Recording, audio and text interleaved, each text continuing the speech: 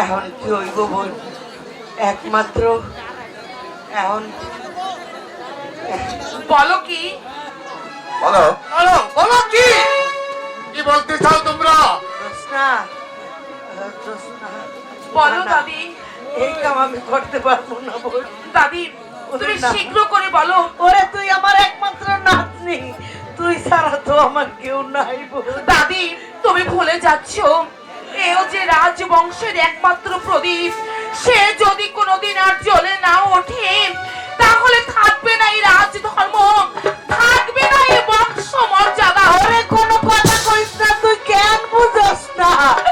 এই মরণ বিন যদি তুই বাজাস তাইলে তুই বাঁচবি না বোন। তুমি ভুলে গেছো দাদি, যে মরণ বিনে সরিষা মাতাল হয়ে যায়, আর এই মাতাল অবস্থায় যদি সে তার বিষ তুলে নেয় তাহলে যে আমি বেঁচে যাব দাদি।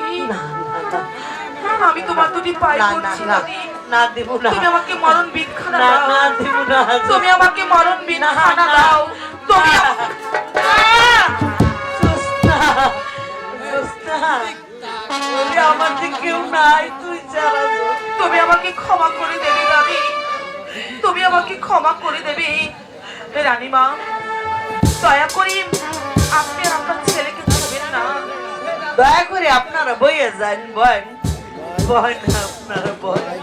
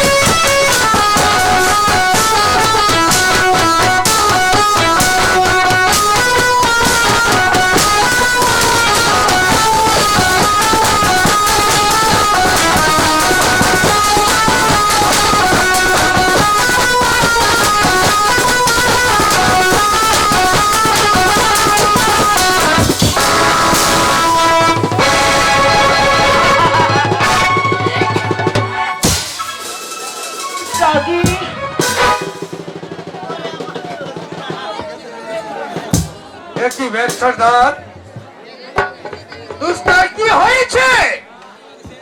হে রানীমা, এ রাজকুমারকে মহলের ভিতরে নিয়ে যান। সূর্য না ওঠা পর্যন্ত তাকে মহল থেকে বেরোতে দেবেন না। আর এক্ষুনি নিয়ে তাকে এক গ্লাস গরম দুধ খাইয়ে দেবেন।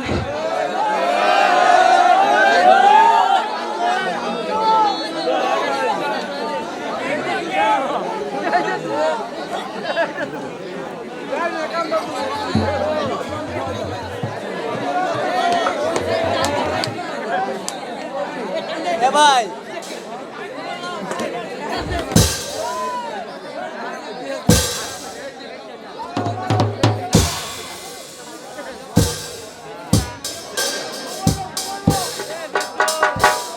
হুজুর, আমরা নাহি।